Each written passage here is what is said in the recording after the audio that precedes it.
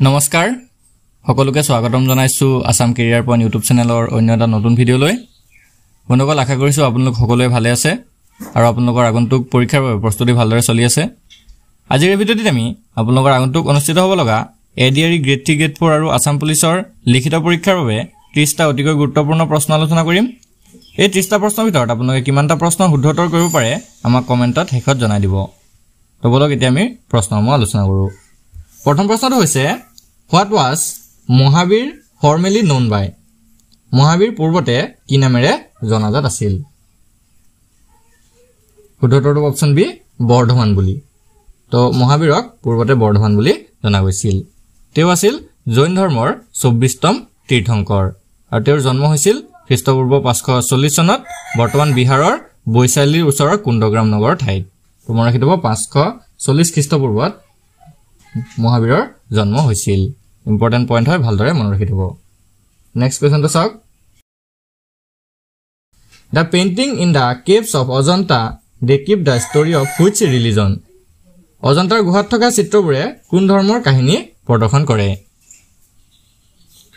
ইয়াৰ right আনসাৰটো হ'ব option B বৌদ্ধ ধৰ্মৰ কাহিনী ভাৰতৰ মহাৰাষ্ট্ৰ ৰাজ্যৰ ঔৰংগাবাদত এই অজন্তা গুহাসমূহ অৱস্থিত অজন্তা গুহা ইউনেস্কোৰ বিশ্ব ঐতিহ্য ক্ষেত্ৰ হিচাপেও চিহ্নিত হৈছে তো এটো ইম্পৰ্টেন্ট পইণ্ট হয় ভালদৰে নোট ডাউন কৰি লব নেক্সট কোৱেশ্চনটো হৈছে who is the author of the famous book Meghdoot বিখ্যাত গ্ৰন্থ মেঘদূতৰ লেখক কোন আছিল শুদ্ধটো অপচন সি কালিদাস অনুগল মেঘদূত নামৰ বিখ্যাত গ্ৰন্থখন কালিদাসে লিখিছিল পিছৰ প্ৰশ্নটো হৈছে হুৱেৰ ডিড মহাবীৰ ডাই কোন ঠাইত মহাবীৰৰ মৃত্যু হৈছিল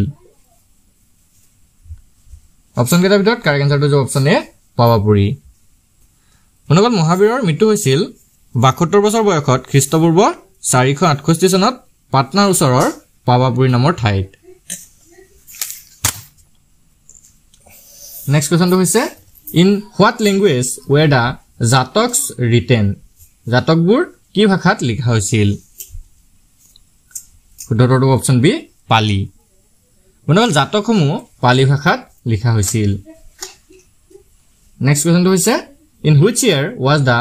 11th plan of India launch ভাৰতৰ একাদশ পৰিকল্পনা কোন চনত আৰম্ভ হৈছিল ইয়াৰ শুদ্ধটো অপচন সি 2007 চনৰ 1 এপ্ৰিল তাৰিখে 2007 চনৰ 1 এপ্ৰিল তাৰিখে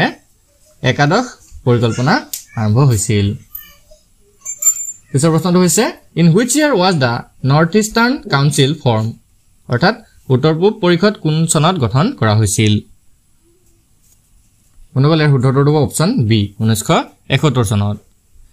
নৰ্থ ইষ্ট কাউন্সিল অৰ্থাৎ এনইচিৰ 1971 চনত গঠন কৰা হৈছিল নেক্সট কোৱেশ্চনটো হৈছে when was Assam Cooperative Apex Bank Limited established Assam সমবায় এপেক্স বেংক লিমিটেড কেতিয়া স্থাপন কৰা হয় ৰাইট আনসাৰটো হ'ব অপচন সি 1948 চনত নাও কোৱেশ্চন নম্বৰ 9 কি দিছে চাওক which state of India was the first to have a green revolution ভাৰতৰ কোনখন ৰাজ্যত প্ৰথমে সেউজ বিপ্লৱ হৈছিল ৰাইট আনসাৰটো হ'ব অপচন বি পঞ্জাৱত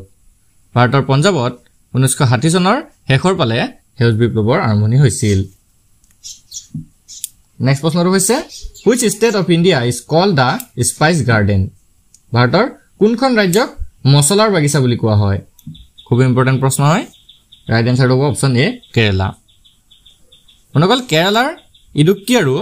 বাইনাডত ৰাজ্যখনৰ ভিতৰত আটাইতকৈ বেছি মছলা উৎপাদন হয় আৰু হেহে এই কেৰালা ৰাজ্যখনক মছলাৰ বাগিচা বুলিও কোৱা হয় বন্ধুসকল ইয়াতে আপোনালোকক এটা ইম্পৰ্টেন্ট কথা জনাই থওঁ যদি আপোনালোকে এডিআৰই পৰীক্ষাৰ বাবে আৰু ভালদৰে প্ৰস্তুতি চলাব বিচাৰে তেন্তে আপোনালোকৰ বাবে খুবই ইম্পৰ্টেন্ট পিডিএফ কিছুমান আমি তৈয়াৰ কৰিছো এই পিডিএফ সমূহত এক্সামৰ বাবে প্ৰয়োজনীয় সকলোবোৰ সাবজেক্ট পাই যাব মেথছ আৰু ৰিজনিং সলভ কৰা পাব প্ৰিভিয়াস ইয়াৰ সলভ পেপাৰ পাব আপুনি দোকানৰ পৰা যদি এখন কিতাপ কিনিবলৈ যায় তেনেহলে 400 টকাৰ পৰা 500 টকা লৈ ল'ব আৰু সকলোৱে এই 400-500 টকাত গৈ কিতাপবোৰ কিনি আনি পঢ়িব নোৱাৰে আৰু হেহে আমি তেওঁলোকৰ বাবে খুব কম মূল্যত কেৱল 79 টকাত সকলোবোৰ সাবজেক্ট থকা পিডিএফ সমূহ আমি প্ৰস্তুত কৰিছো এই পিডিএফ সমূহত আপোনালোকে আসামিজ আৰু ইংলিশ এই দুইটা মাধ্যমতে সকলোবোৰ বস্তু পাই যাব তো যদি কাৰোবাৰ প্ৰয়োজন হয় তেনেহলে আপোনালোকৰ স্ক্ৰিনত থকা নাম্বাৰটোত আমাক WhatsApp কৰি এই পিডিএফ সমূহ লৈ ল'ব পাৰিব তো বলক এতিয়া আমি নেক্সট কোৱেশ্চনটো চাওঁ নেক্সট কোৱেশ্চনটো হৈছে Which Indian state is the largest exporter of pulses? কোনখন ভাৰতীয় ৰাজ্য সৰ্বাধিক মাহজাতীয় শস্য ৰপ্তানি কৰে? শুদ্ধটো অপচন বি ৰাজস্থান। তো ৰাজস্থানে আটাইতকৈ বেছি পৰিমাণে মাহজাতীয় শস্য ৰপ্তানি কৰে। Next question It is the first paper mill to produce newspaper in India is ভাৰতৰ প্ৰথম বাতৰি কাকত প্ৰস্তুত কৰা কাগজ কলটো কোনটো? শুদ্ধটো অপচন ডি নেপানগৰ। অনুকল নেপা মিল তো আছিল এছিয়াৰ প্ৰথম কাগজ কল যেটো 1956 চনৰ পৰা 1956 চনৰ 26 এপ্ৰিলত পণ্ডিত জৱাহৰলাল নেহৰুৱে উদ্বোধন কৰিছিল। তোমাৰ ৰাখি থব 1956 ৰ 26 এপ্ৰিল তাৰিখে ভাৰতৰ প্ৰথম প্ৰধানমন্ত্ৰী জৱাহৰলাল নেহৰুৱে এই কাগজ কলটো উদ্বোধন কৰিছিল। নেক্সট কোৱেশ্চনটো হৈছে When was the Jawaharlal Nehru Rozgar Yojana launched? Jawaharlal Nehru Rozgar Yojana to কেতিয়া শুভাৰম্ভ কৰা হৈছিল? ৰাইট আনসাৰটো অপচন সি 1989 চনত 1989 চনৰ 1 এপ্ৰিল তাৰিখে মনত ৰাখিব 1 এপ্ৰিল তাৰিখে জৱাহৰলাল নেহৰু ৰোজগাৰ যোজনাটো আৰম্ভ হৈছিল। Next question Which of the following is not considered as a deficient finance system in India? ভাৰতত ঘাটি বিত্ত ব্যৱস্থা হিচাপে তলৰ কোনটো বিবেচিত নহয়? তো শুদ্ধটো যে অপচন ডি আন্তৰ্জাতিক মুদ্ৰা নিধিৰ পৰা লোৱা ঋণ। অনুকল আন্তৰ্জাতিক মুদ্ৰা নিধিৰ পৰা লোৱা ঋণটো ভাৰতত ঘাটি বিত্ত ব্যৱস্থা হিচাপে বিবেচিত কৰা নহয়। পিছৰ প্ৰশ্নটো হৈছে Hem Saraswati Kaviratna Saraswati and Harihar Bipra were all Hem Saraswati Kaviratna Saraswati আৰু হৰিহৰ বিপ্ৰ সকলো আছিল অৰ্থাৎ কি আছিল? কামৰূপী সদাগৰ আছিল নে কামৰূপী চুৰাংচু আছিল নে কামৰূপী পুৰোহিত আছিল নে কামৰূপী কবি আছিল? তো অপচনসমূহৰ ভিতৰত কোনটো অপচন শুদ্ধ হ'ব আপোনালোকে কমেন্টত লিখি জনাই দিয়ক। অনুকল ইয়াৰে শুদ্ধটো যে অপচন ডি কামৰূপী কবি আছিল। হেম সৰস্বতী কবিৰত্ন সৰস্বতী আৰু হৰিহৰ বিপ্ৰ এই তিনিগৰাকীয়ে কামৰূপী কবি আছিল। Next question How many council of ministers advised the Ahom kingdom in the beginning? আৰম্ভণিতে আহোম স্বৰ্গদেউ কেইজনীয়া মন্ত্ৰী পৰিষদে পৰামৰ্শ দিছিল? ইয়াৰ ৰাইট আনসাৰটো যে অপচন ডি দুজন মন্ত্ৰী। তো প্ৰথম অৱস্থাত আহোম স্বৰ্গদেউ দুজনীয়া মন্ত্ৰী পৰিষদেহে পৰামৰ্শ দিছিল। Next question Why does Sepoy Mutiny of 1857 fail? 1857 চনৰ যেটো সিপাহী বিদ্ৰোহ আছিল হেতু কিয় বিফল হৈছিল? অপচন নম্বৰ ভিতৰত কাৰেক্ট আনসাৰটো যে অপচন ডি ওপৰ আটাইকেইটা কাৰণত অৰ্থাৎ কাৰিকৰীভাৱে উপযুক্ত নেতৃত্বৰ অভাৱ একতাৰ অভাৱ আৰু প্ৰভাৱশালী সংগঠনৰ অভাৱৰ ফলতেই 1857 চনৰ সিপাহী বিদ্ৰোহ বিফল হ'বলগীয়া হৈছিল। নেক্সট কোৱেশ্চনটো হৈছে Who among the following was in favor of the formation of a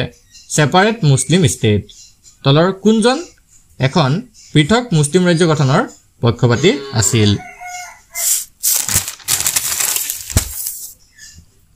year শুদ্ধটো option A Chakraborty Raja ৰাজগোপালচাৰী। Now question number 19 Which Governor General of India abolished sati system in 1829 by declaring it an offense? ভাৰতৰ কোনজন governor জেনেৰেলে 1829 চনত সতী ব্যৱস্থাক অপৰাধ ঘোষণা কৰি বিলুপ্ত কৰিছিল? মনোবল ইয়াৰ ৰাইট আনসাৰটো অপচন বি উইলিয়াম বেন্টিঙে। তো ইম্পৰ্টেন্ট পইণ্ট হয় ভালদৰে মনত ৰাখিব। Next question Who introduced stamp in India? ভাৰতত ডাক টিকট কোনে প্ৰচলন কৰিছিল? খুব ইম্পৰ্টেন্ট প্ৰশ্ন হয় তো আগতেও কেইবাটাও পৰীক্ষাত আহিছে। তো ইয়াৰে ৰাইট আনসাৰটো হ'ব option C Lord Dalhousie. Lord ডেলহাউসিয়ে ভাৰতত প্ৰথম ডাক টিকটৰ প্ৰচলন কৰিছিল। Next question During whose reign was the হস্তিবিদ্যাৰ্ণৱ ৰিটেন তো কাৰ ৰাজত্বকালত বা কাৰ শাসনকালত হস্তিবিদ্যাৰ্ণৱ লিখা হৈছিল শুদ্ধটো হ'ব অপচন ডি স্বৰ্গদেউ শিৱসিংহ মনগল স্বৰ্গদেউ শিৱসিংহৰ ৰাজত্বকালতেই সুকুমাৰ বৰকাইতে এই পুথিখন ৰচনা কৰিছিল তো এটো পৰীক্ষাত আহিব পাৰে যে আপোনালোকৰ এই হস্তিবিদ্যাৰ্ণৱ পুথিখন কোনে ৰচনা কৰিছিল তো এটো হ'ব সুকুমাৰ বৰকাইত আৰু কাৰ ৰাজত্বকালত ৰচনা কৰিছিল তেতিয়া হৈ যাব Siva Singha next question was the title of Borraja first given Borraja উপাধি প্ৰথমে দিয়া হৈছিল অৰ্থাৎ কাক দিয়া হৈছিল ফুলেশ্বৰীক দিয়া হৈছিল নে হৰবেশ্বৰীক নে অম্বিকাক নে মূলাগাভৰুক তো এই অপচন কেইটাৰ ভিতৰত কাৰেক্ট আনসাৰটো হ'ব অপচন এ ফুলেশ্বৰীক বৰৰজা উপাধিটো প্ৰথমে ফুলেশ্বৰীক দিয়া হৈছিল আৰু তেওঁ আছিল আহোম ৰজা শিৱসিংহৰ ৰাণী next question where was the former prime minister Rajiv Gandhi killed in a bomb blast প্ৰাক্তন প্ৰধানমন্ত্ৰী ৰাজীৱ গান্ধীৰ এক বোমা বিস্ফোৰণত ক'ত মৃত্যু হৈছিল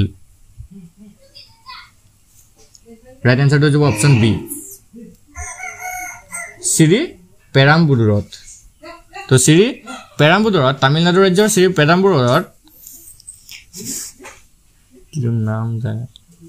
তামিলনাডু ৰাজ্যৰ শ্ৰী পেৰাম্বুদুৰত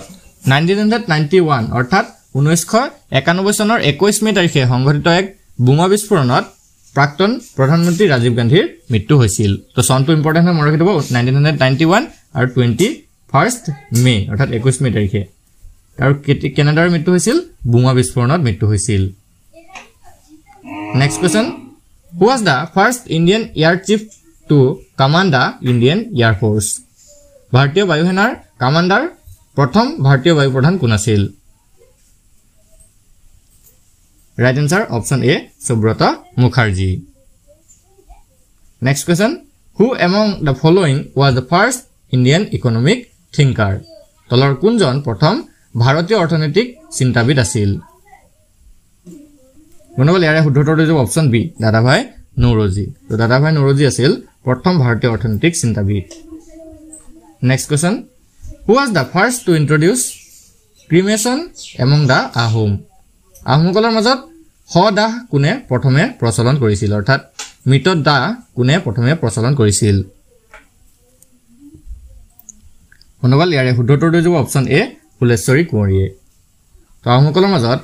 দাহ কৰাটো প্ৰথমে ফুলেশ্বৰী কোঁৱৰীয়ে প্ৰচলন কৰিছিল নেক্সট কোৱেশ্চনটো হৈছে what was the pseudonym of Sher-e-Panjar Sher-e-Panjar ছদ্মনাম কি আছিল Right answer option A Lala Lajpat Rayৰ তো Lala Lajpat Rayৰ ছদ্মনাম বা pseudonym আছিল Sher-e-Panjar Next question to হৈছে who introduced local self government for both towns and villages নগৰ আৰু গাঁও উভয়ৰ বাবে স্থানীয় স্বশাসন কোনে প্ৰৱৰ্তন কৰিছিল অপচন কেইটাৰ ভিতৰত কাৰেক্ট আনসাৰটো হ'ব অপচন A লৰ্ড ৰিপনে নগৰ আৰু গাঁও উভয়ৰ বাবে স্থানীয় স্বশাসন প্ৰৱৰ্তন কৰিছিল next question number 29 between which countries is the Duran line কোন কোন দেশৰ মাজত অৱস্থিত খুব ইম্পৰ্টেন্ট প্ৰশ্ন হয় তো ইয়াৰ শুদ্ধটো হ'ব অপচন ডি আফগানিস্তান আৰু পাকিস্তান আফগানিস্তান আৰু পাকিস্তানৰ মাজৰ লাইনডাল হৈছে Duran line বন্ধুসকল আজি ভিডিঅ'ৰ লাষ্ট কোৱেশ্চনটো হৈছে during whose reign did the first Muammar rebellion begin কাৰ শাসনকালত প্ৰথম মুয়ামৰীয়া বিদ্ৰোহৰ সূচনা হৈছিল তো ইয়াৰ ৰাইট আনসাৰটো হ'ব অপচন বি লক্ষ্মীসিংহ স্বৰ্গদেউ লক্ষ্মীসিংহৰ শাসনকালতে প্ৰথম মুয়ামৰীয়া বিদ্ৰোহৰ সূচনা হৈছিল বন্ধুসকল আজি ভিডিঅ'টো আপোনালোকৰ বাবে ইনফৰমেটিভ হলে ভিডিঅ'টো এটা লাইক কৰি দিব আৰু এনে ধৰণৰ নতুন নতুন ভিডিঅ'সমূহ পাই থাকিবলৈ আমাৰ চেনেলটো সাবস্ক্ৰাইব কৰি কাষতে থকা বেল আইকনটো দবাই দিব ধন্যবাদ